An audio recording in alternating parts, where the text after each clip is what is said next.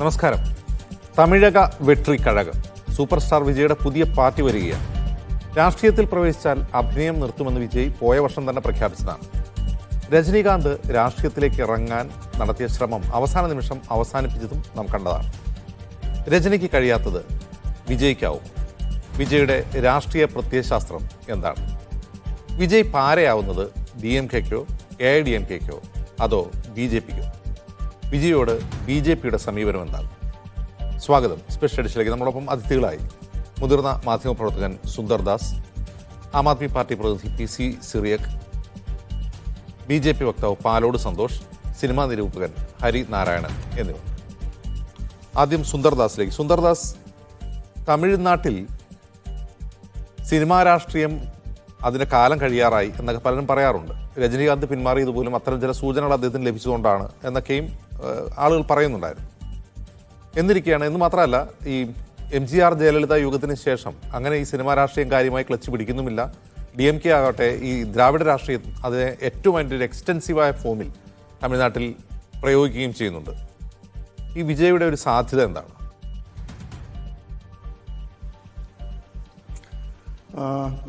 ഇപ്പോൾ ഈ സിനിമയിലെ താരശോഭ കൊണ്ട് വിജയിച്ച രണ്ടുപേരെ, ഒന്ന് MG രാമേന്ദ്രനും അതുപോലെ തന്നെ ജയലളിതയുമാണെന്ന് നമുക്കറിയാം. പക്ഷെ അതിനുശേഷം പലരും ഒരുപാട് രാഷ്ട്രീയ സിനിമാ നടന്മാരും വന്നൊരു പാർട്ടികൾ ഉണ്ടാക്കുകയും അവർ വന്ന പോലെ തന്നെ തിരിച്ചു പോവുകയും ചെയ്തു. അതിൽ കുറച്ചെങ്കിലും പിടിച്ചു നിൽക്കാൻ കഴിഞ്ഞ ഒരാൾ വിജയകാന്താണ്. അപ്പോൾ വിജയകാന്തിനെ സംബന്ധിച്ചോളം അദ്ദേഹം വലിയ പ്രതിപക്ഷ നേതാവ് എന്നുള്ള നില വരെ എത്തി. ആദ്യത്തെ തെരഞ്ഞെടുപ്പിൽ അദ്ദേഹം 18 സീറ്റുകൾ നേടി ജയലളിത ഭരിക്കുന്ന കാലത്ത് പ്രതിപക്ഷ നേതാവിൻ്റെ പദവിയിൽ വരെ അദ്ദേഹം എത്തി. എന്നാൽ ആ ഒരു നേട്ടം നിലനിർത്താനോ കൂടുതൽ മുന്നോട്ട് പോകാനോ അനാരോഗ്യമടക്കം പല കാരണങ്ങൾ കൊണ്ടും അദ്ദേഹത്തിന് കഴിഞ്ഞില്ല. അപ്പോൾ ഇന്നത്തെ അതിനുശേഷം രജനീകാന്ത് രാഷ്ട്രീയത്തിൽ ഇറങ്ങുന്നു എന്ന് പറഞ്ഞു, അദ്ദേഹം പിൻവാങ്ങി. കമൽഹാസൻ രാഷ്ട്രീയത്തിലേക്ക് ഇറങ്ങി, അദ്ദേഹം മലർന്നടിച്ചു വീണു. ഇന്നത്തെ നിലയിൽ നോക്കുമ്പോൾ ഏതെങ്കിലും ഒരു സിനിമാ താരത്തിന് രാഷ്ട്രീയത്തിലിറങ്ങി ഒരു ഇമ്പാക്റ്റ് ഉണ്ടാക്കാൻ കഴിയുമെങ്കിൽ അത് വിജയിന് മാത്രമാണ്. അങ്ങനെ പറയാനുള്ള കാരണം വിജയിന് ഈ യുവാക്കളോടും വിദ്യാർത്ഥികളോടുമുള്ള ഒരു തരം ആത്മബന്ധം തന്നെയാണ്. ഉദാഹരണത്തിന് ഞാൻ പറഞ്ഞാൽ, കഴിഞ്ഞ വർഷം 2023 അദ്ദേഹം ചെന്നൈക്കടുത്തുള്ള നീലങ്കരയിൽ 10ാം ക്ലാസ്സിലെയും 12ാം ക്ലാസ്സിലെയും പല ഭാഗങ്ങളിലുള്ള വിദ്യാർത്ഥികളുമായി ഒരു അഭിമുഖം നടത്തുകയുണ്ടായി. അവരുമായിട്ട് സംസാരിക്കുകയുണ്ടായി. ആ സംസാരത്തിൽ അദ്ദേഹം പറഞ്ഞത്, നിങ്ങൾ വീട്ടിൽ പോയിട്ട് രക്ഷിതാക്കന്മാരോട് പറയണം, കൈക്കൂലി വാങ്ങി ഞാൻ ഇനി അടുത്ത തെരഞ്ഞെടുപ്പിൽ വോട്ട് ചെയ്യുകയില്ല, അത് ചെയ്യരുത് എന്ന്. അവരങ്ങനെ ചെയ്താൽ, ആ ശ്രമത്തിൽ നിങ്ങൾ വിജയിച്ചാൽ നമുക്ക് വലിയൊരു ഇമ്പാക്റ്റ് ഉണ്ടാക്കാൻ കഴിയുമെന്ന് അദ്ദേഹം ഇത് പറഞ്ഞത് 2023 അന്ന് അദ്ദേഹം സംസാരിച്ച +2 SSLCയിലെയും +2 വിദ്യാർത്ഥികൾ 2026 ആകുമ്പോഴേക്കും വോട്ടിന് അവകാശമുള്ളവരായി മാറുന്ന യുവാക്കളാണ്.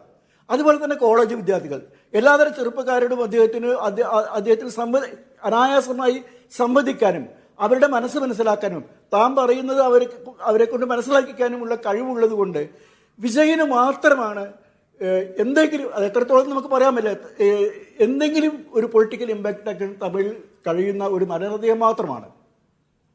ശരി സുന്ദർദാസ്, വരാം. ശ്രീ സിറിയക്ക്, ഇവിടെ വിജയ് എന്ത് ഐഡിയോളജിയാണ് മുന്നോട്ട് വയ്ക്കുന്നത് നമ്മൾ പരിശോധിക്കുമ്പോൾ ഇപ്പോൾ അതിശക്തമായ ഐഡിയോളജിക്കൽ സ്റ്റാൻഡുള്ള രണ്ട് പാർട്ടികളാണ്. ഇപ്പോൾ AIDMK ആണെങ്കിലും DMK ആണെങ്കിലും ദ്രാവിഡ രാഷ്ട്രീയമാണ് മുന്നോട്ട് വയ്ക്കുന്നത്. അവിടെ BJPയും സ്പേസ് ഉണ്ടാക്കാൻ ശ്രമിക്കുന്നുണ്ട്. പക്ഷെ വിജയുടെ സംസാരങ്ങളിൽ, വിജയ് പുറത്തേക്ക് വിടുന്ന അദ്ദേഹത്തിൻ്റെ നിലപാടുകളിൽ നമുക്ക് തോന്നുന്നത് ആം ആദ്മി പാർട്ടിയുമായിട്ട് കുറേ കൂടി ചേർന്ന് നിൽക്കുന്നതാണ്. അതായത് ഒരു എന്താണ് പറയുക, സുതാര്യമായ ഭരണം, അഴിമതിരഹിത ഭരണം, വർഗീയതയ്ക്കെതിരായ നിലപാട് എന്നൊക്കെ ഇങ്ങനെ പറയുന്നുണ്ട്. അത് ആർക്കാകും ഗുണം ചെയ്യുക? ആരുടെ വോട്ട് ബാങ്കാണ് യഥാർത്ഥത്തിൽ വിജയ് ലക്ഷ്യം വയ്ക്കുന്നുണ്ടാവുക? വാസ്തവത്തിൽ ആം ആദ്മി പാർട്ടിക്ക് അവിടെ യാതൊരു വോട്ട് ബാങ്കും ഇല്ല. ആം ആദ്മി പാർട്ടിക്ക് തമിഴ്നാട്ടിൽ പറയത്തക്ക ശക്തിയൊന്നും ഇതുവരെ ഇല്ല. അതുകൊണ്ട് അവരുടെ വോട്ടിനെ ബാധിക്കുമെന്ന് പറയുന്നതിൽ അർത്ഥമില്ല. വാസ്തവത്തിൽ വിജയ് ഇപ്പം നല്ല പോപ്പുലറായിട്ടുള്ള ഒരു ആക്ടറാണ്. പ്രത്യേകിച്ചും ചെറുപ്പക്കാരുടെ ഹൃദയം കവറുന്ന ഒരു ആക്ടറാണ്. അദ്ദേഹത്തിൻ്റെ നിലപാടുകളെപ്പറ്റി ശ്രീ സുന്ദർദാസ് പറഞ്ഞതും വളരെ ശരിയാണ്. ഇന്ന് നമ്മുടെ രാഷ്ട്രീയത്തിൽ രാഷ്ട്രീയത്തിനെ കാർന്നു തിന്നുന്ന പല അപജയങ്ങൾക്കുമെതിരായിട്ട് ശബ്ദമുയർത്തി സത്യസന്ധമായ ഒരു രാഷ്ട്രീയത്തിന് വേണ്ടി സംസാരിക്കാൻ വേണ്ടി അദ്ദേഹം തയ്യാറാവുന്നുണ്ട്.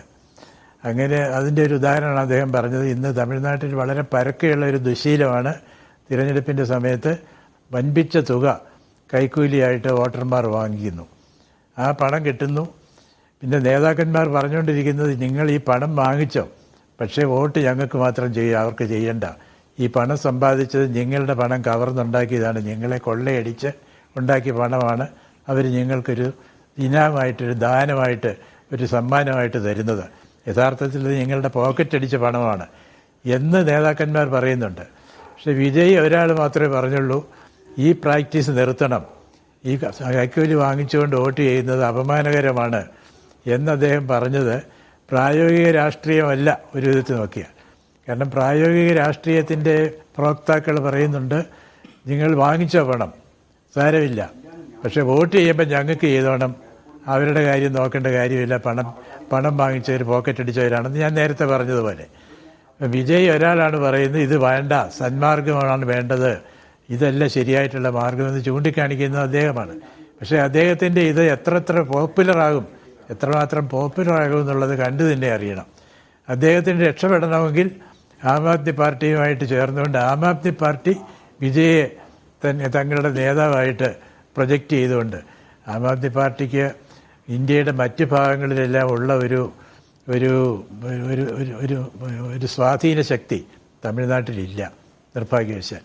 കാരണം തമിഴ്നാട്ടിലെ ദ്രാവിഡ കക്ഷികളുടെ അതിപ്രസരം ഒരു വശത്ത്, മറുവശത്ത് ഈ BJP നമ്മുടെ പ്രധാനമന്ത്രി അടിക്കടി അവിടെ വിസിറ്റ് ചെയ്യുന്നു, സന്ദർശിക്കുന്നതിന് പുറമെ അവിടുത്തെ നേതാവ് ഒരു മുൻ IPS ഓഫീസർ അണ്ണാമലൈ വളരെ ശക്തമായ രീതിയിൽ ഓടി നടന്ന് പ്രചരണം നടത്തുന്നുണ്ട്. അദ്ദേഹത്തിന് സാമ്പത്തികമായ യാതൊരു ബുദ്ധിമുട്ടുമില്ല. കാരണം BJPയുടെ അപരിമിതമായ പണസഞ്ചി തുറന്നു കൊടുത്തിരിക്കുകയാണ്, ഇഷ്ടംപോലെ ചെലവഴിച്ച് മുന്നോട്ട് പോകാൻ സാധിക്കുന്നുണ്ട്. ഇതിൻ്റെ എല്ലാം ഇടയ്ക്ക് ഇതുപോലെ നമ്മുടെ വിജയ് പോലെ ഒരാൾ രക്ഷപ്പെടണമെങ്കിൽ അദ്ദേഹത്തിന് ഒരു മെയിൻ ലൈൻ പാർട്ടി എന്നുള്ള പേരിലെങ്കിലും ആം ആദ്മി പാർട്ടിയുടെ സപ്പോർട്ട് കിട്ടിയാൽ ഒരു പക്ഷേ പ്രയോജനപ്പെടുമായേക്കും.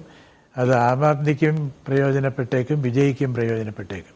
എന്നാലും തമിഴ്നാട്ടിൽ രാഷ്ട്രീയത്തിൽ അദ്ദേഹം ഈ ലോക്സഭാ തിരഞ്ഞെടുപ്പിൽ മത്സരിക്കുന്നില്ലെന്ന് പറയുന്നു.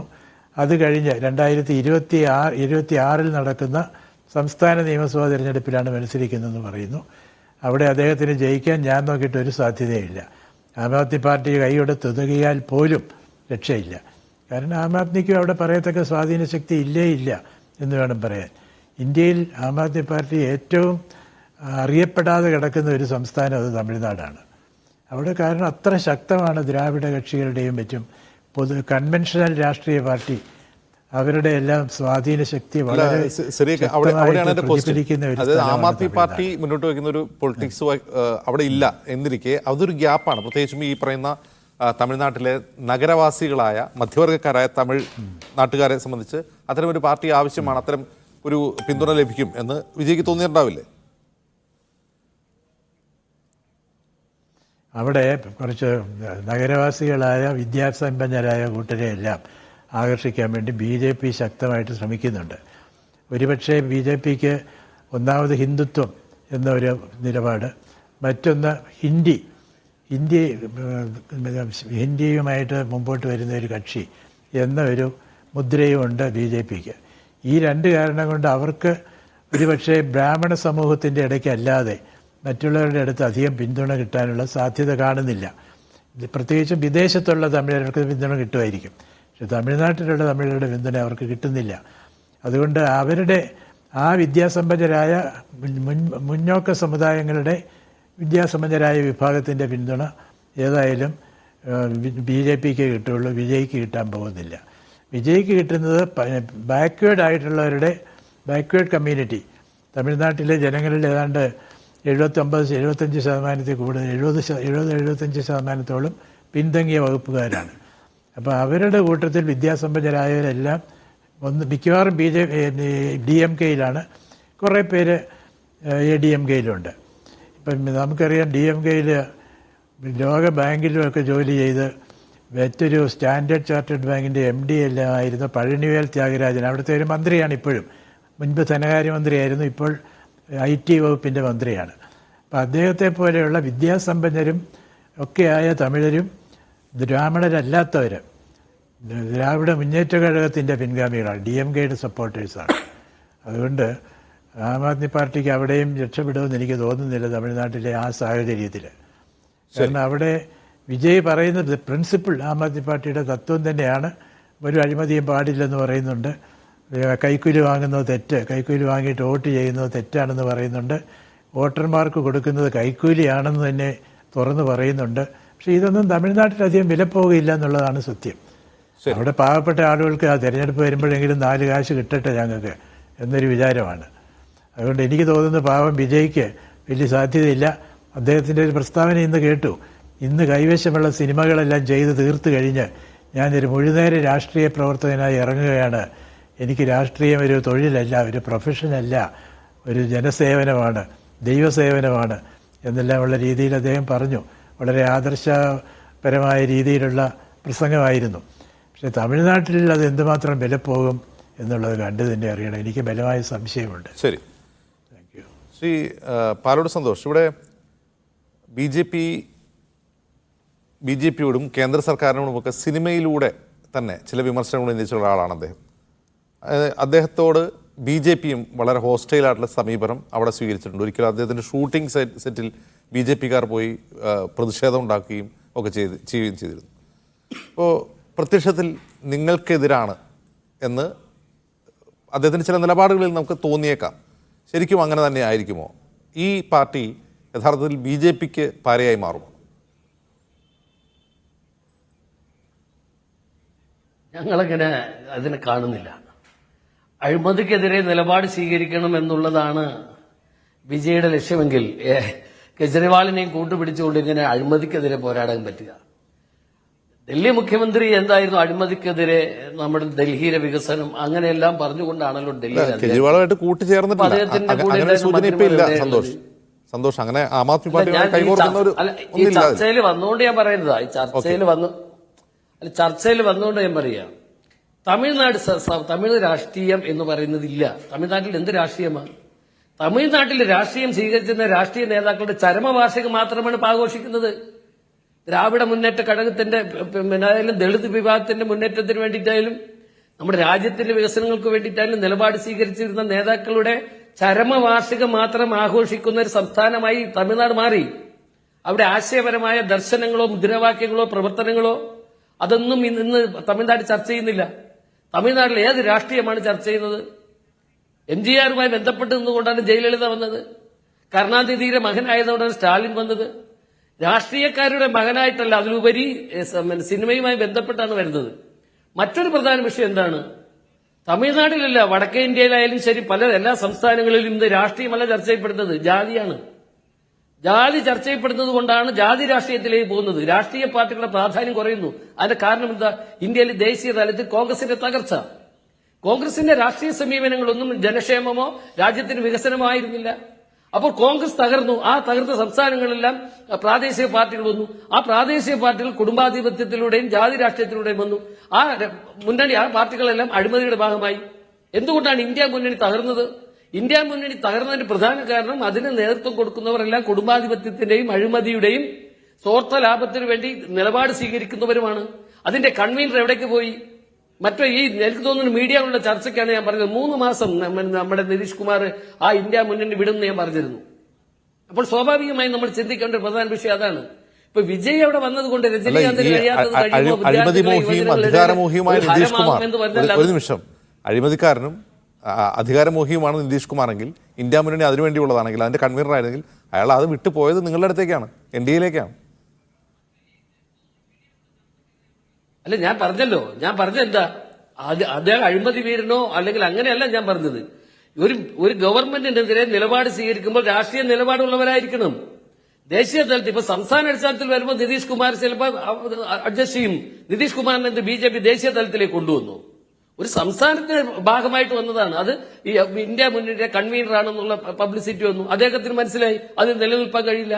അവിടെ ബീഹാറിൽ ചിലപ്പോൾ അദ്ദേഹത്തിന്റെ പൊളിറ്റിക്സ് നാശമാവും, അത് നിലനിൽക്കാൻ കഴിയില്ല എന്ന് മനസ്സിലാക്കിയപ്പോൾ ഇന്ത്യ മുന്നണിക്ക് യാതൊരു ഏകോപനവുമില്ല. മുന്നണിക്ക് ഏകോപനമില്ലെങ്കിൽ എങ്ങനെയാണ് രാജ്യത്തിലും ജനങ്ങളെ സേവിക്കാൻ പറ്റുന്നത്? ഇത്രയും അവസരവാദി അതുകൊണ്ട് തമിഴ്നാട് വർഷാവർഷം മുന്നണി സ്വിച്ച് ചെയ്യുന്ന ആളുമായ നിതീഷ് കുമാറിനെ നിങ്ങൾക്ക് സ്വീകരിക്കാൻ, നിങ്ങളിപ്പോൾ പുറപ്പുറത്ത് ഇറങ്ങി പ്രസംഗിക്കുന്നുണ്ടല്ലോ, അഴിമതിരഹിതം, ജനാധിപത്യം എന്നൊക്കെ പറയുന്നുണ്ടല്ലോ, അങ്ങനെ ഒരാളെ സ്വീകരിക്കാൻ നിങ്ങൾക്ക് യാതൊരു വൈമനസ്യവുമില്ല. അത് വൈമനസ്യത്തിന്റെ അല്ല, പ്രാദേശിക പാർട്ടികളുടെ, നമുക്കറിയാം ഒരു സംസ്ഥാനത്ത് പ്രാദേശിക പാർട്ടി, ആ പ്രാദേശിക പാർട്ടിയിൽ ചിലപ്പോൾ നേരത്തെ NDAയുടെ ഘടകകക്ഷിയായിരുന്നു എന്നുള്ള എനിക്ക് അദ്ദേഹം തെറ്റിപ്പോയതിനു ശേഷം അദ്ദേഹം NDAയുമായി സഹകരിക്കാൻ വേണ്ടി തീരുമാനിച്ചു. അപ്പൊ അദ്ദേഹത്തിന് മനസ്സിലായി NDA എന്ന് പറയുന്നത് നിലനിൽപ്പില്ലാത്തൊരു മുന്നണിയാണ്, അതിന് നേതൃത്വം കൊടുക്കുന്ന ആരാണെന്ന് അറിയില്ല.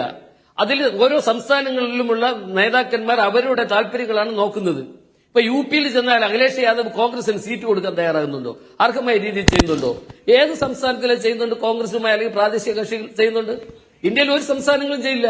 അപ്പൊ സ്വാഭാവികമായി അദ്ദേഹത്തിന് മനസ്സിലായി, പിന്നെ അദ്ദേഹത്തിന്റെ പാർട്ടി ബീഹാറിൽ പോലും NDAയുമായി സഖ്യമില്ലെങ്കിൽ അദ്ദേഹത്തിന് നമ്മുടെ വിഷയം ഇന്ത്യ മുന്നണിയല്ല. ഞാൻ ചോദിക്കുന്നത് തമിഴ്നാട്ടിൽ BJP പ്ലേസ് ഉണ്ടാക്കാൻ ശ്രമിക്കുകയാണ്. അവിടെയാണ് ഒരു പുതിയ പാർട്ടി വരുന്നത്. ഒരു കാര്യം കൂടി, അല്ല ഞാൻ ചോദിക്കട്ടെ, BJPക്ക് പ്ലേസ് ഉണ്ടാക്കുക എന്നതിലുപരി BJP ഉയർത്തുന്ന ആശയങ്ങളുണ്ട്. BJP ഒരു സംസ്ഥാനത്തിന്റെ ആശയം മാത്രം ഉൾക്കൊണ്ടുകൊണ്ട് പ്രവർത്തിക്കുന്ന പാർട്ടിയില്ല.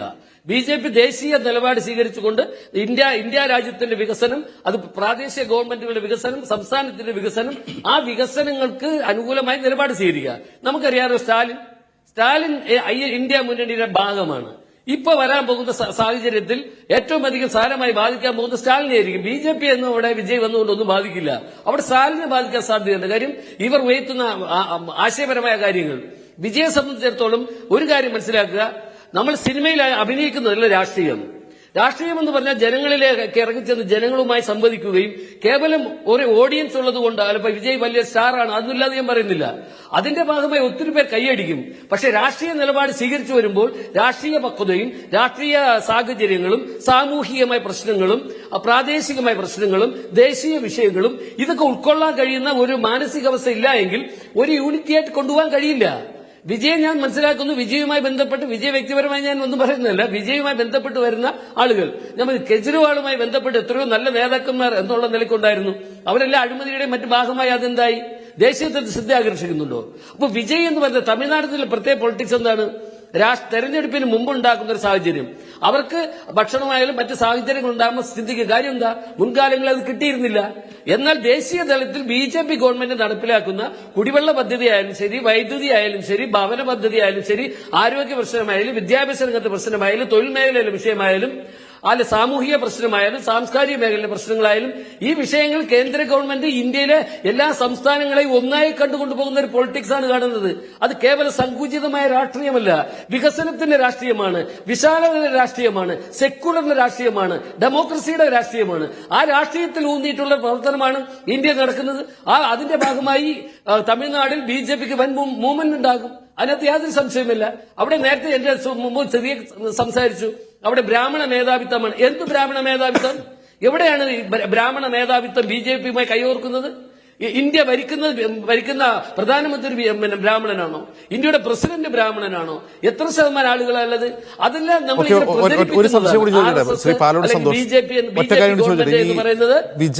വിജയ് രാഷ്ട്രീയത്തിലേക്ക് വരുന്നത് തന്നെ BJPയുടെ പ്രേരണയാലാണ് എന്ന് ഒരു AIDMK നേതാവ് കോൽ സത്യൻ ഇന്ന് ആരോപിച്ചിരുന്നു. അതായത് BJPക്ക് സിനിമയിൽ നിന്നൊരു മുഖം വേണം. അവർ രജനീകാന്ത് വഴി ശ്രമിച്ചു, അദ്ദേഹം രക്ഷപ്പെട്ടു. ഇപ്പോൾ വിജയെ ഉപയോഗിക്കാനാണ് BJPയുടെ ശ്രമം എന്നിങ്ങനെ ഒരു ആരോപണമുണ്ട്. അങ്ങനെ വല്ല വസ്തുതയുണ്ടോ? അല്ല, വിജയെ ഉപയോഗിക്കുക എന്നുള്ളതല്ല, നമ്മുടെ സംസ്ഥാനത്തിന്റെ വികസനങ്ങൾക്ക് വേണ്ടി BJP എടുക്കുന്ന, കേന്ദ്ര ഗവൺമെന്റ് എടുക്കുന്ന നിലപാടിനോട് യോജിക്കാൻ കഴിയുന്ന ആളുകൾക്ക് ഐഡന്റിറ്റി ഉള്ളവരാണെങ്കിൽ, സമൂഹത്തിൽ നിലവാരമുള്ളവരാണെങ്കിൽ, ശരിയായി പ്രവർത്തിക്കുന്നവരാണെങ്കിൽ BJP നേതൃത്വം ആലോചിക്കും. അല്ലാതെ BJP ഇങ്ങനെ പറയുന്നു എന്നുള്ളതല്ല. നമ്മുടെ ഇപ്പൊ തമിഴ്നാടിന്റെ വികസനങ്ങൾക്ക് വേണ്ടിയിട്ടുള്ള രാഷ്ട്രീയ നിലപാടുകളിൽ BJP എടുക്കുന്ന, കേന്ദ്ര ഗവൺമെന്റ് എടുക്കുന്ന നയത്തോട് അദ്ദേഹത്തിന് യോജിക്കാമെങ്കിൽ അതിനെന്താ സംശയം? അതിനകത്ത് യാതൊരു സംശയമില്ല. അത് അഴിമതിക്കെതിരെയുള്ള പോരാട്ടം, വികസനത്തിന്റെ പോരാട്ടം. ആ പോരാട്ടമാണെങ്കിൽ എന്റെ അഭിപ്രായത്തിൽ അദ്ദേഹം സപ്പോർട്ട് ചെയ്യേണ്ടത് BJP തന്നെയാണ് എന്റെ അഭിപ്രായം. ശരി. ശ്രീ ഹരിനാരായണൻ, ഈ വിജയുടെ സിനിമകൾ അങ്ങനെ രാഷ്ട്രീയമായി വിലയിരുത്തപ്പെട്ടിട്ടുണ്ടോ എന്ന് എനിക്കറിയില്ല, ഞാൻ അങ്ങനെ കണ്ടിട്ടില്ല. രാഷ്ട്രീയമായി ആ സിനിമകളെ വായിച്ചെടുത്തിട്ടുണ്ടോ?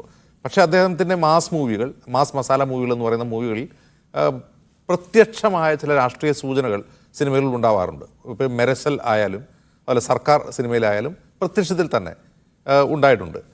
അതൊക്കെ അദ്ദേഹത്തിൻ്റെ രാഷ്ട്രീയ നിലപാടുകളായി കാണണമോ? അതൊക്കെയായിരിക്കും അദ്ദേഹം മുന്നോട്ട് വയ്ക്കാൻ പോകുന്നത്. അദ്ദേഹം പറയുന്നത് അങ്ങനെയൊക്കെയാണ്, അഴിമതി വിരുദ്ധമായ സുതാര്യമായ ഭരണം എന്നൊക്കെയാണ് പറയുന്നത്. വർഗീയതയ്ക്കെതിരായ നിലപാട്, ജാതീയതയ്ക്കെതിരായ നിലപാട്, അങ്ങനെയൊക്കെയാണ് പറയുന്നത്. അങ്ങനെയാവുമോ?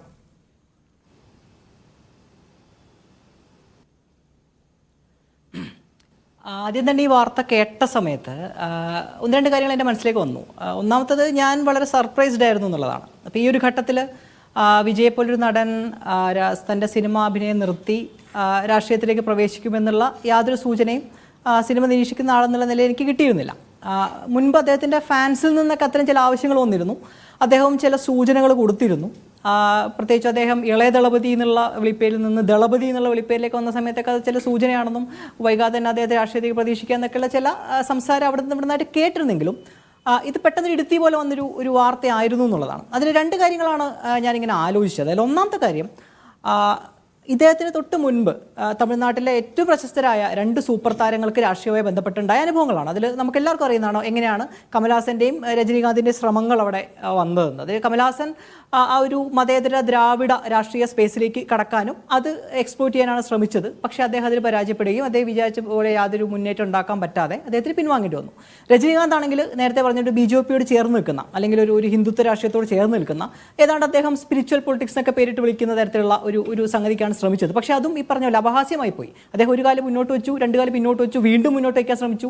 തൻ്റെ ഫാൻസിനെ തന്നെ വല്ലാതെ കൺഫ്യൂസ്ഡ് ആക്കുന്ന ഒരു സ്റ്റേറ്റ്മെൻ്റ് ഒക്കെയാണ് അദ്ദേഹത്തിന് പിന്നീട് വന്നത്. അപ്പോൾ അത്തരത്തിൽ ഈ രണ്ട് അനുഭവങ്ങൾ മുമ്പിലുള്ളതുകൊണ്ട് തന്നെ വിജയ് അത്തരത്തിൽ എടുത്ത് ചാടുമോ എന്നൊക്കെയുള്ള ഒരു സന്ദേഹം എനിക്കുണ്ടായിരുന്നു. പക്ഷേ എല്ലാവരും ഞെട്ടിച്ചുകൊണ്ട് വിജയ് അങ്ങനത്തെ ഒരു തീരുമാനം എടുത്തിരിക്കുകയാണ്. അപ്പോൾ ഈ ചോദ്യവുമായി ബന്ധപ്പെട്ട് പറയുകയാണെങ്കിൽ, വിജയുടെ സിനിമയിൽ അത്തരം പ്രത്യക്ഷമായ രാഷ്ട്രീയ സൂചന ഉണ്ടോ എന്ന് ചോദിച്ചാൽ അദ്ദേഹം പൊതുവായ ചില സംഗതികൾ അദ്ദേഹത്തെ സിനിമകൾ അവതരിപ്പിക്കാറുണ്ട്. അതിൽ ഏറ്റവും പ്രധാനപ്പെട്ട കാര്യം, അദ്ദേഹം എപ്പോഴും സാധാരണക്കാരുടെ കൂടെ നിൽക്കുന്ന ഒരു സബാൾട്ടേൺ പൊളിറ്റിക്സ് പറയുന്ന സിനിമകളാണ് ചെയ്യുന്നത്. അതിപ്പോൾ ഒരുപക്ഷെ അപ്പുറത്ത് കോർപ്പറേറ്റുകളായിരിക്കാം, അല്ലെങ്കിൽ ക്യാപിറ്റലിസ്റ്റ് ആയിരിക്കാം, അല്ലെങ്കിൽ ഒരുപക്ഷെ ജാതി മേധാവിത്വമായിരിക്കാം. എപ്പോഴും അദ്ദേഹം വളരെ പ്രകടമായ രീതിയിൽ രാഷ്ട്രീയമൊന്നും പറയുന്നില്ലെങ്കിൽ, ഇപ്പോൾ നമ്മൾ മാരി സെൽവരാജിൻ്റെയോ അല്ലെങ്കിൽ വെട്രിമാറിൻ്റെ സിനിമയെ കാണുന്ന പോലത്തെ കൃത്യമായ രാഷ്ട്രീയ സൂചന ഒന്നും ഇല്ലെങ്കിൽ പോലും വിജയുടേതായിട്ടുള്ള ചില ഒരു നമ്മൾ ഈ മക്കൾ രാഷ്ട്രീയം എന്നൊക്കെ പറയുന്ന മക്കൾക്ക് വേണ്ടി, തമിഴ് മക്കൾ എന്ന് പറയുന്ന തരത്തിൽ സാധാരണക്കാരുടെ രാഷ്ട്രീയം, തമിഴ് മക്കളുടെ രാഷ്ട്രീയം, പിന്നെ ജനതയുടെ രാഷ്ട്രീയം അദ്ദേഹം എപ്പോഴും ഉയർത്തിക്കാട്ടാറുണ്ട്. പ്രത്യേകിച്ചും ഒരു കഴിഞ്ഞൊരു 6-7 വർഷമായിട്ടാണ് അതിൻ്റെ സൂചനകൾ കുറച്ചുകൂടി സ്ട്രോങ് ആയി വരുന്നതായിട്ട് എനിക്ക് തോന്നിയിട്ടുള്ളത്. അതിൽ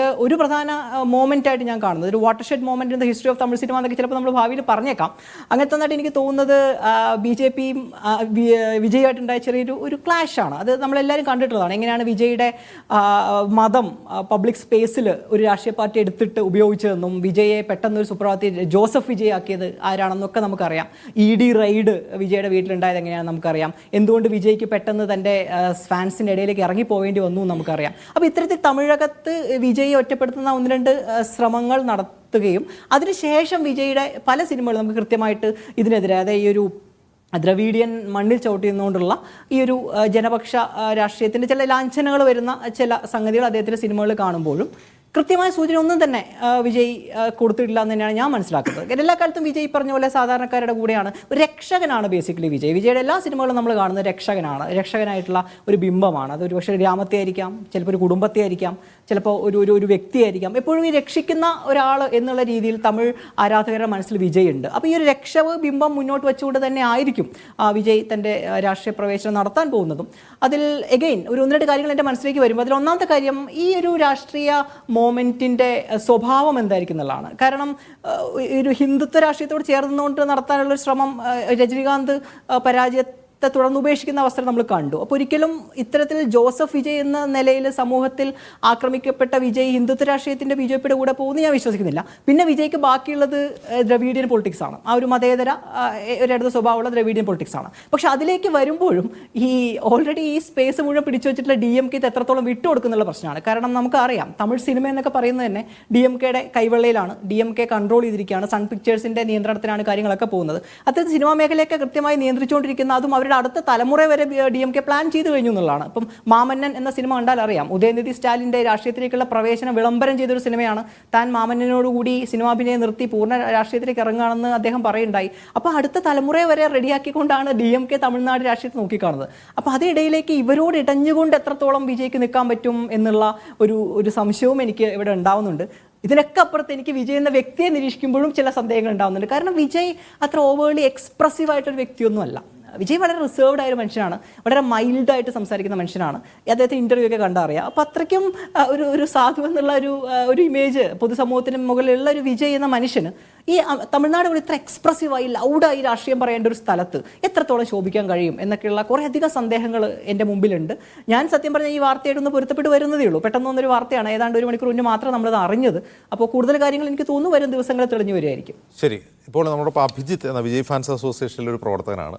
അഭിജിത്ത്, ഈ തീരുമാനത്തെ നിങ്ങൾ എങ്ങനെ കാണുന്നു? അഭിനയം നിർത്തുകയാണ്, കയ്യിലുള്ള സിനിമകൾ കഴിഞ്ഞാൽ അത് നിർത്തുകയാണ്, സമ്പൂർണ്ണ രാഷ്ട്രീയ പ്രവേശനം എന്നാണ് പറയുന്നത്. നമസ്കാരം. ഇതൊരു വിജയ് ഫാൻ എന്ന നിലയിൽ ഞങ്ങൾക്ക് വളരെ നിരാശയായിട്ടുള്ള ഒരു കാര്യം തന്നെയാണ്. കാരണം മുന്നെയൊക്കെ ഒരു 2 ഫിലിം വെച്ചിരുന്ന ഞങ്ങൾക്ക് എല്ലാ കൊല്ലവും കിട്ടിക്കൊണ്ടിരുന്നതാണ്. ഇപ്പം ടെസ്റ്റ് ഒരു പടമാണ് കിട്ടിക്കൊണ്ടിരിക്കുന്നത്. അപ്പം ആ പടം പോലെ ഇനി മുതൽ അങ്ങോട്ട് ഉണ്ടാവില്ല എന്ന് കേൾക്കുമ്പോൾ ഉള്ളൊരു വിഷമം ഞങ്ങൾക്കുണ്ട്. പക്ഷേ ഇത് തമിഴ്നാട് രാഷ്ട്രീയം അല്ലെങ്കിൽ തമിഴ്നാട് ജനതയോട് കണക്ട് ചെയ്ത് പറയുവാണെങ്കിൽ അവർക്ക് കിട്ടുന്ന ഒരു നല്ലൊരു അവസരം തന്നെയാണിത്. കാരണം എന്ന് വെച്ചാൽ തലമുറകളായി കൈമാറ്റം ചെയ്തുകൊണ്ടിരുന്ന ആ ഒരു രാഷ്ട്രീയ ഒരു മുഖ്യമന്ത്രി സ്ഥാനം അല്ലെങ്കിൽ ഒരു MLA സ്ഥാനം, അത് വിജയ് വരുന്നതോടുകൂടി വളരെ അധികം മാറ്റം ഉണ്ടാവാൻ പോകുന്ന ഒരു മേഖലയാണത് തമിഴ്നാട് രാഷ്ട്രീയം. അപ്പോ തമിഴ്നാട് ജനങ്ങളെ സംബന്ധിച്ചിടത്തോളം ഇതൊരു നല്ലൊരു കാര്യം തന്നെയാണ്. പക്ഷേ as A fan, Vijay fan or fan, അത് ഞങ്ങൾക്ക് വളരെ സങ്കടകരമായ ഒരു കാര്യമാണ്. പക്ഷേ ഭാവിയിൽ ഇത് നല്ലൊരു മാറ്റത്തിനുള്ള ഒരു തുടക്കമാവട്ടെ എന്ന് ആഗ്രഹിക്കുന്നു. ശരി ശരി അഭിജിത്ത്. സുന്ദർദാസ്, അപ്പോഴും ബാക്കിയാവുന്ന ചോദ്യം ഇതാണ്. ഇപ്പോൾ DMK വളരെ ശക്തമായി അവരുടെ കേഡർ, അവരുടെ ഐഡിയോളജി, അവരുടെ പാർട്ടി ഘടന, അവരുടെ ഗവേണൻസ്, ഇക്കാര്യത്തിലൊക്കെ വളരെ ശ്രദ്ധിച്ച് ശക്തമായൊരു നിലയിലാണുള്ളത്. പക്ഷേ തമിഴ്നാട്ടിൽ നാം കാണുന്നത് ശക്തമായൊരു പ്രതിപക്ഷമില്ല എന്നുള്ളതാണ്. അത് AIADMK ആകട്ടെ അവരിലെ ഛിദ്രത മൂലം അവർ ദുർബലരായി കഴിഞ്ഞിരിക്കുന്നു. BJP ആകട്ടെ അവർ ഇടം പിടിക്കാനുള്ള ശ്രമം നടത്തുക മാത്രമേ ചെയ്യുന്നുള്ളൂ. DMKക്ക് അതിശക്തമായൊരു പ്രതിപക്ഷം വേണം എന്നൊരു തോന്നൽ ഒരുപക്ഷെ വിജയ്ക്ക് ഉണ്ടാവും.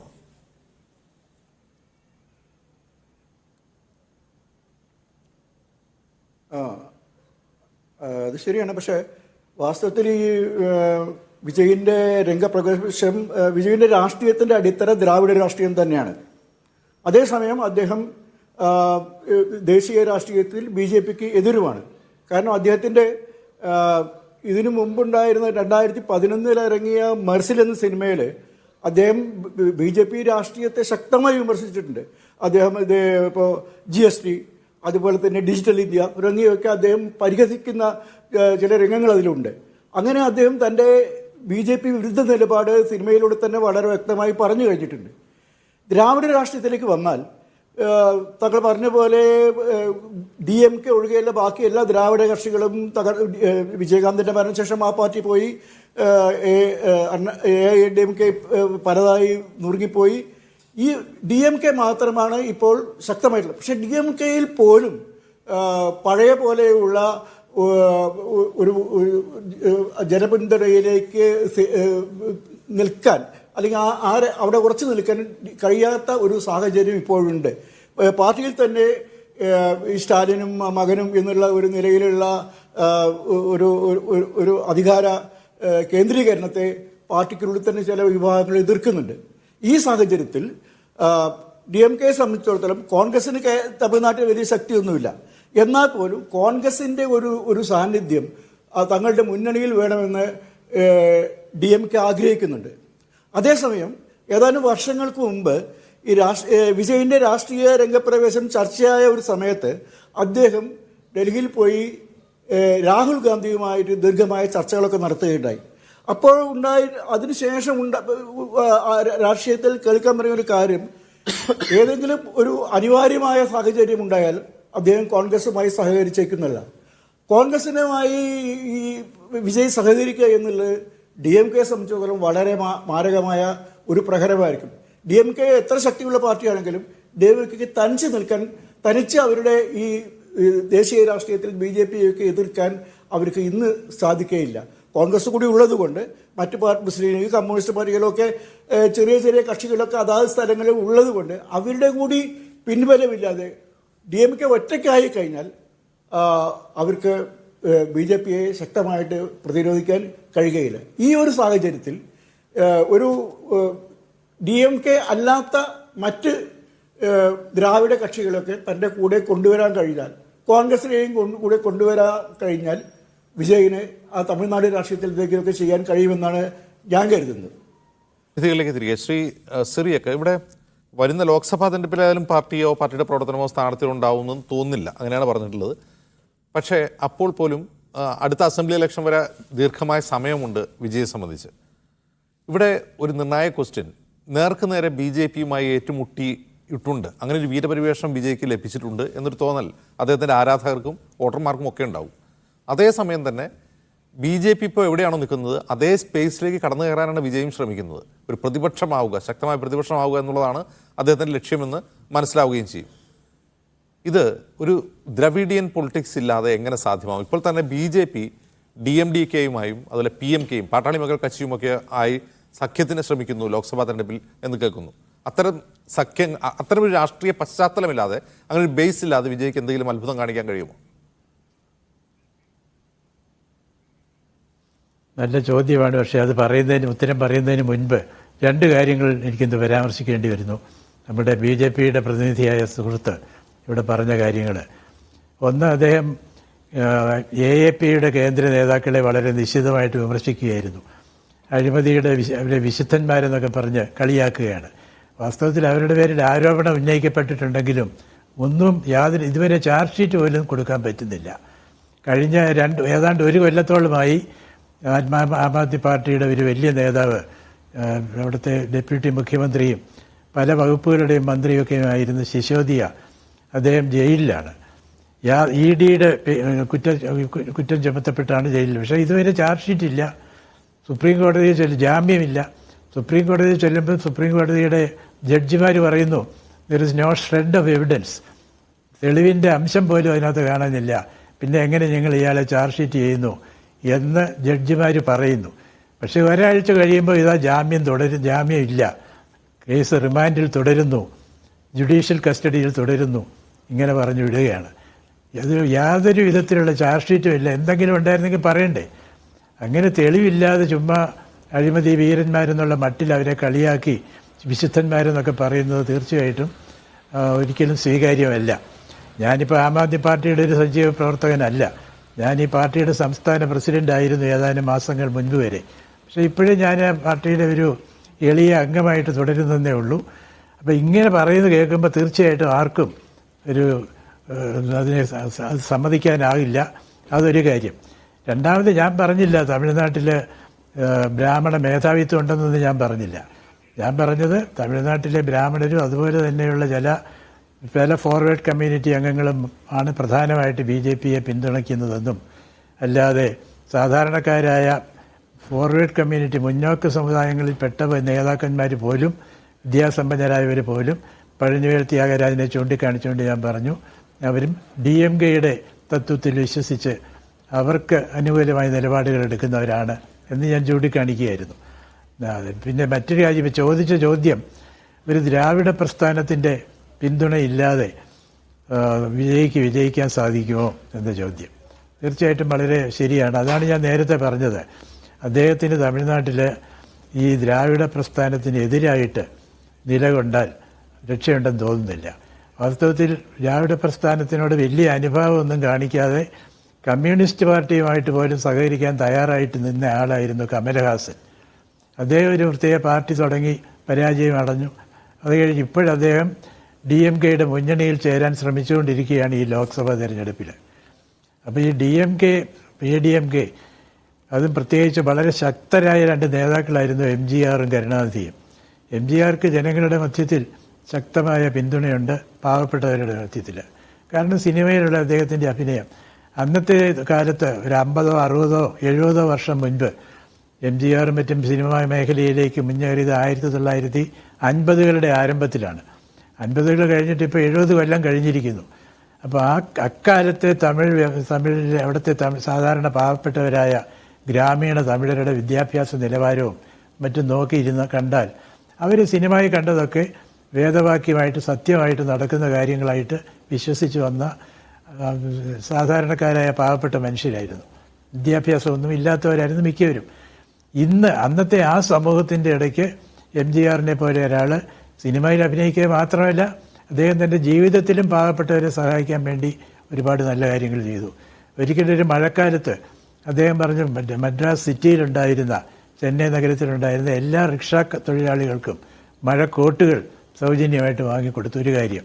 ഇങ്ങനെയുള്ള സഹായങ്ങൾ അദ്ദേഹം അയാളെ സഹായം അഭ്യർത്ഥിക്കുന്നവരെ എല്ലാം കൈവിടാതെ സഹായിച്ചു പോന്നു. ഇങ്ങനെ സിനിമയിൽ പാവങ്ങളുടെ തോഴൻ ആയിട്ട് അഭിനയിക്കുന്ന കാര്യമല്ലാതെ സാധാരണ ജീവിതത്തിലും കഴിയുന്നിടത്തോളം സാധാരണക്കാരോട് താതാത്മ്യപ്പെട്ട് അവരുടെ പ്രശ്നങ്ങളോട് അവരുടെ പ്രശ്നങ്ങളോടൊക്കെ സംവേദനം നടത്തി ശരിയായ രീതിയിൽ അവരെ സഹായിക്കാൻ ആത്മാർത്ഥമായി ശ്രമിച്ച ഒരു വ്യക്തി അന്നത്തെ സാഹചര്യത്തിൽ അദ്ദേഹത്തിന് മുന്നേറാൻ കഴിഞ്ഞു.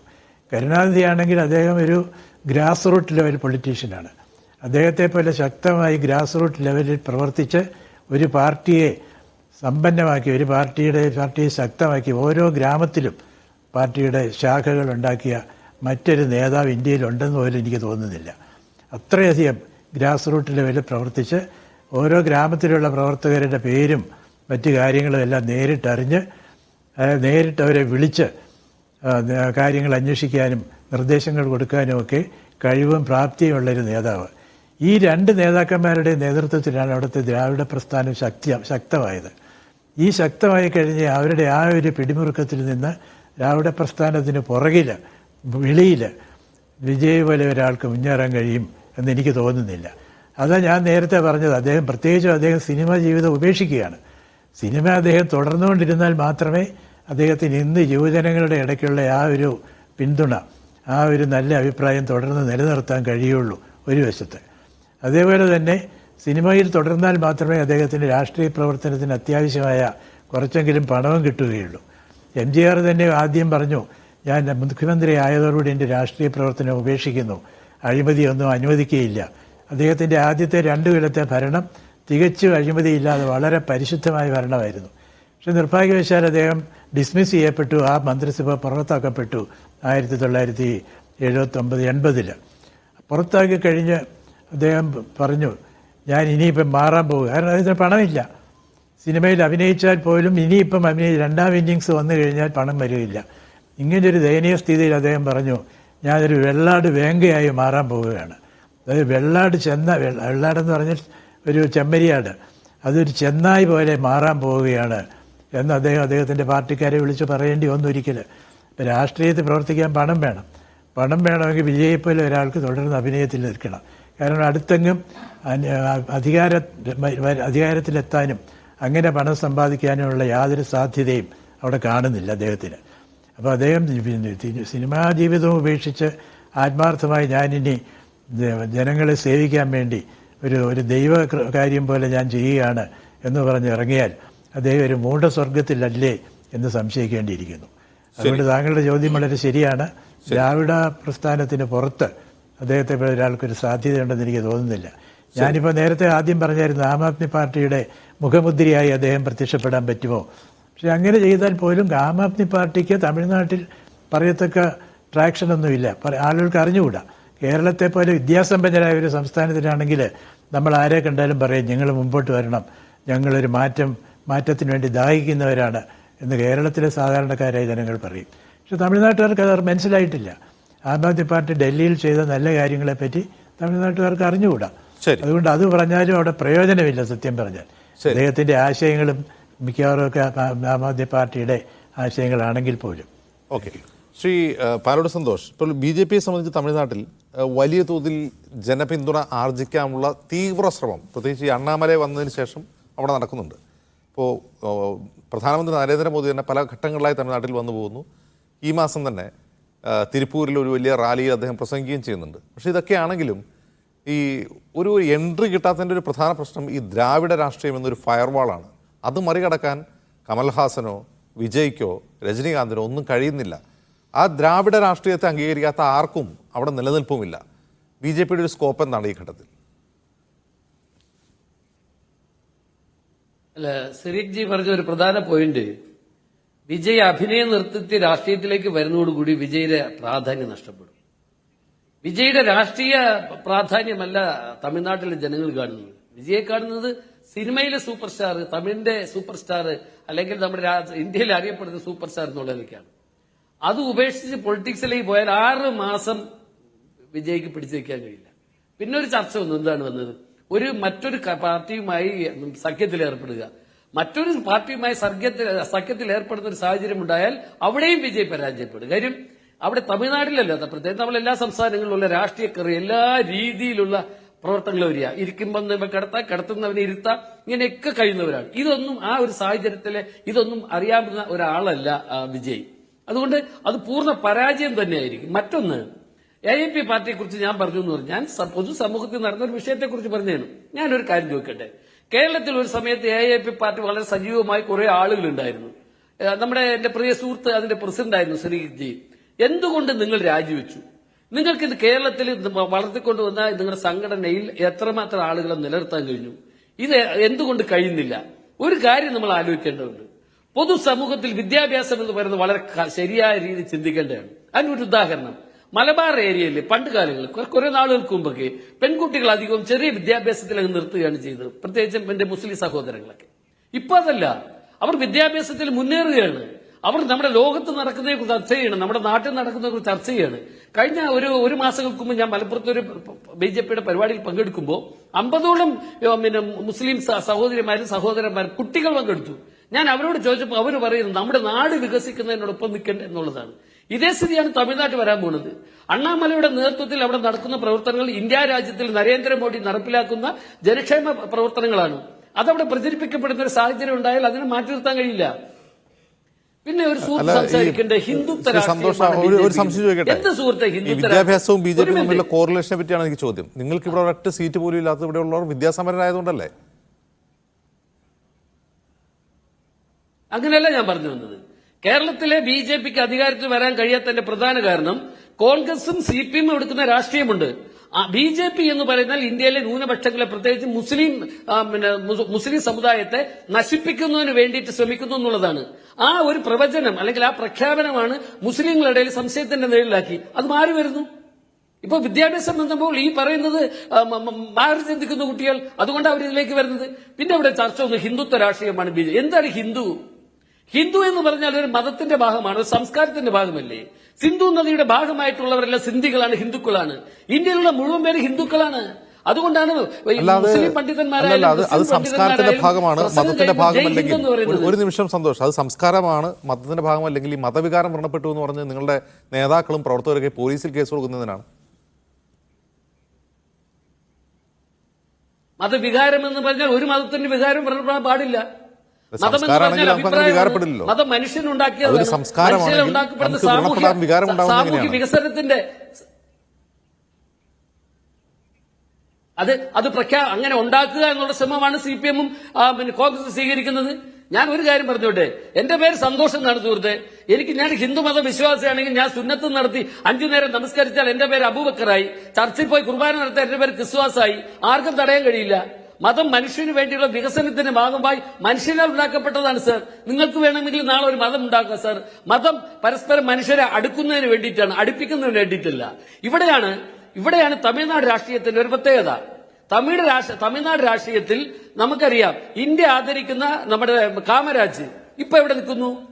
നിങ്ങൾ ഓരോ സമുദായത്തിന്റെയും പ്രത്യേകമായി നമ്മൾ ചർച്ച എടുക്കുമ്പോഴും അവിടെ എല്ലാം ഉണ്ടാകുന്നത് പാവങ്ങളെ പറ്റിക്കുന്ന ഒരു സംവിധാനമാണ്.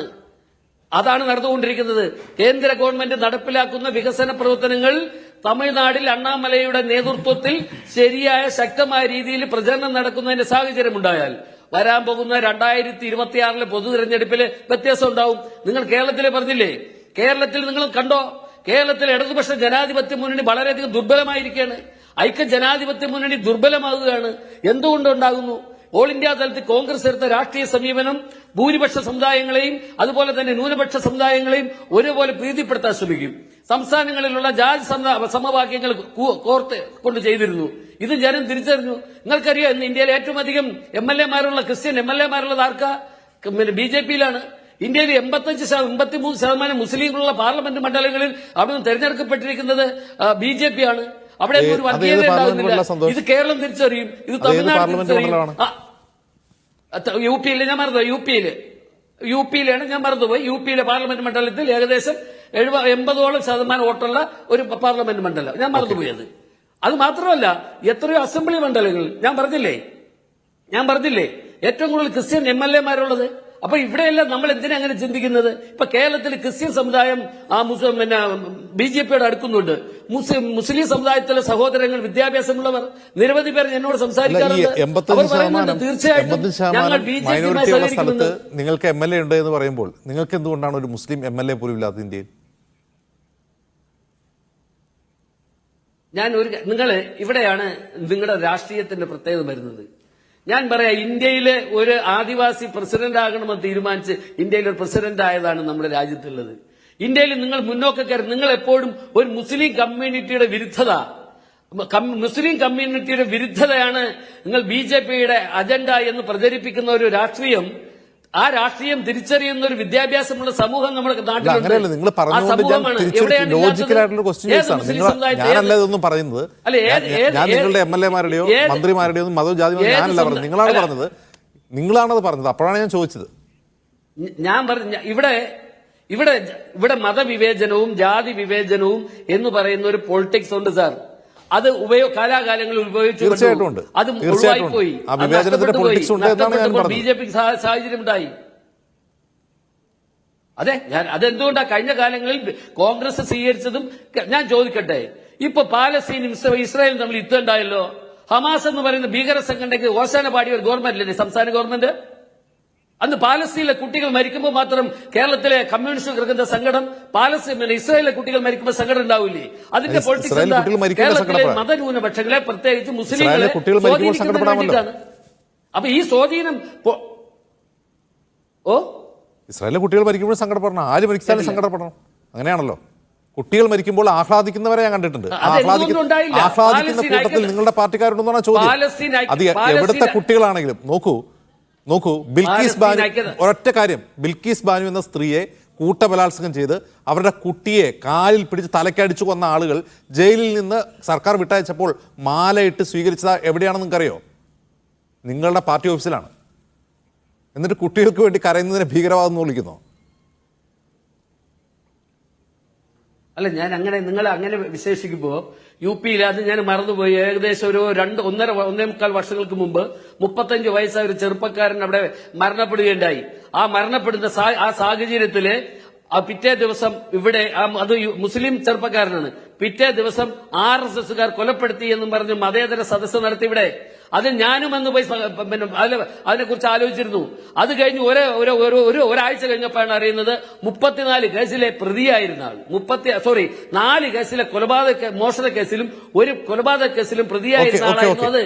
പക്ഷെ അത് മുസ്ലിം ആയതുകൊണ്ട് ഇവിടെ തമിഴ്നാട്ടിൽ ഇൻറോഡ് ഉണ്ടാക്കാൻ കഴിയാത്തതിന്റെ കാരണം ദ്രാവിഡ രാഷ്ട്രീയത്തിന്റെ അഭാവമാണെന്നാണ് എന്റെ ചോദ്യം. നമ്മൾ ഈ UP-യിലേക്ക് പോകേണ്ട കാര്യമില്ല. ഞാൻ വരാം. ശ്രീ ഹരിനാരായണൻ.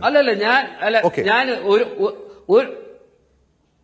സന്തോഷ് പറഞ്ഞ അവസാനിക്കൂ. ഒരു രാഷ്ട്രീയത്തെയും ഒരു മതത്തെയും മാറ്റി നിർത്തുന്ന ഒരു പൊളിറ്റിക്സ് അല്ല. ഓക്കെ. അങ്ങയുടെ അവകാശത്തെ മുഖവിലക്കെടുക്കുന്നു. ഹരിനാരായണൻ, ഈ ദ്രാവിഡ രാഷ്ട്രീയത്തിന്റെ അഭാവം ഒരു പ്രശ്നമാണ്. ആ ദ്രാവിഡ രാഷ്ട്രീയത്തെക്കുറിച്ച് ഒരക്ഷരം മിണ്ടുന്നില്ല വിജയ് എന്നുള്ളതും ശ്രദ്ധേയമാണ്. ഇന്നത്തെ അദ്ദേഹത്തിന്റെ പ്രസ്താവനയിലോ അദ്ദേഹം നടത്തുന്ന ഒന്നിലും ഈ ദ്രാവിഡ രാഷ്ട്രീയം പറയുന്നേയില്ല അദ്ദേഹം.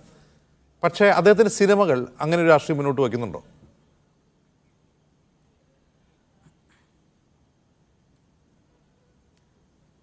ഇല്ല, അങ്ങനത്തെ ഒരു ദ്രാവിഡ രാഷ്ട്രീയത്തെ അനുകൂലിച്ചുകൊണ്ടുള്ള തരത്തിലുള്ള നിലപാട് വിജയുടെ സിനിമകളിൽ നിന്ന് ഇതുവരെ ഉണ്ടായെന്ന് എനിക്ക് തോന്നുന്നില്ല. വിജയ് നമുക്കൊരു വിശാലമായ കാഴ്ചപ്പാട് നോക്കുമ്പോഴത്തേക്കും കുറച്ചുകൂടി ഒരു സോഷ്യലിസ്റ്റ് എന്നൊക്കെ തോന്നുന്ന തരത്തിലുള്ള ചില ആന്റി ക്യാപിറ്റലിസ്റ്റ് സാമ്രാജ്യത്വ വിരുദ്ധ നിലപാടൊക്കെ. ഇപ്പോൾ കത്തി പോലത്തെ ഒരു സിനിമയെ കണ്ടാൽ എങ്ങനെയാണ് കോർപ്പറേറ്റ് വൽക്കരണത്തെ അദ്ദേഹം എതിർക്കുന്നത്, അതുപോലെ വിദ്യാഭ്യാസ മാഫിയകളെ എതിർക്കുന്ന അദ്ദേഹത്തിൻ്റെ സിനിമയുണ്ട്. അപ്പം അത്തരത്തിലുള്ള ചില നിലപാടുകൾ അദ്ദേഹം എടുക്കുമ്പോഴും അദ്ദേഹം ഈ ഒരു ദ്രാവിഡ മണ്ണിൽ ചവിട്ടി നിന്നുകൊണ്ടുള്ള തരത്തിലുള്ള ഒരു രാഷ്ട്രീയമൊന്നും പറഞ്ഞായിട്ട് എനിക്ക് തോന്നിയിട്ടില്ല. മറ്റൊന്ന്, ഈ ഒരു വിജയ് എടുക്കാൻ പോകുന്ന രാഷ്ട്രീയ നിലപാട് എന്താണ് എന്നുള്ള ഒരു ചോദ്യമുണ്ട്. ഇപ്പോൾ വിജയ്, ഞാൻ നേരത്തെ പറഞ്ഞു, അദ്ദേഹം സിനിമയിലൂടെ അദ്ദേഹം കൃത്യമായിട്ട് സൃഷ്ടിച്ചെടുത്ത രക്ഷകൻ എന്നൊരു ഇമേജാണ്. അപ്പോൾ അത്തരത്തിലൊരു രക്ഷകനായി തമിഴ്നാട് രാഷ്ട്രീയത്തിലേക്ക് ക്രാഷ് ലാൻഡ് ചെയ്യാനുള്ള തരത്തിലുള്ള ശ്രമമാണോ വിജയ് നടത്തുന്നത് എന്നുള്ള ഒരു സംശയം നമുക്ക് എപ്പോഴും ഉണ്ടാവാനുള്ള സാധ്യതയുണ്ട്.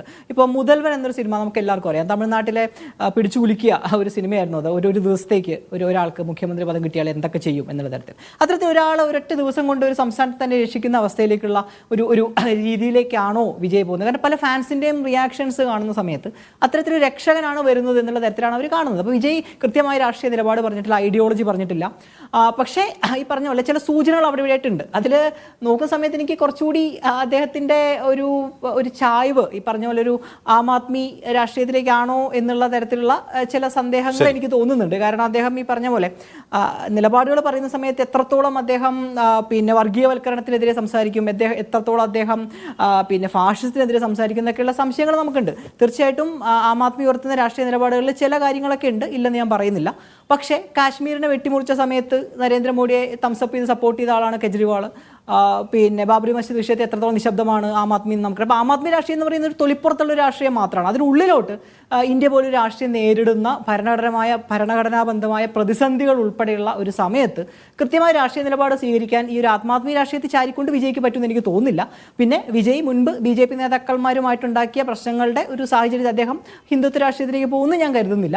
അദ്ദേഹത്തിൻ്റെ ഒരു സ്പേസ് ഉണ്ടാക്കിയെടുക്കാനായിരിക്കും ശ്രമിക്കുക. പക്ഷേ ആ സ്പേസ് എന്തായിരിക്കും എന്ന് വരും ദിവസങ്ങളിൽ നമുക്ക് കാത്തിരിക്കുകയുള്ളൂ. ഒന്നിന്റെ സൂചന പെട്ടെന്ന് എന്റെ മനസ്സിലേക്ക് ആലോചിച്ച് പോകുന്നത് സിനിമയായിട്ട് അദ്ദേഹം ഒരു കാര്യം കൂടി എന്നുള്ള ക്വസ്റ്റ്യൻ കൂടി പ്രസക്തമാണ്. ഹരിനാരായണൻ, നന്ദി. ഹരിനാരായണൻ, സിറിയക്, സുന്ദർദാസ്, പാലോട് സന്തോഷ്, ഇത്രയും സംസാരിച്ചത്.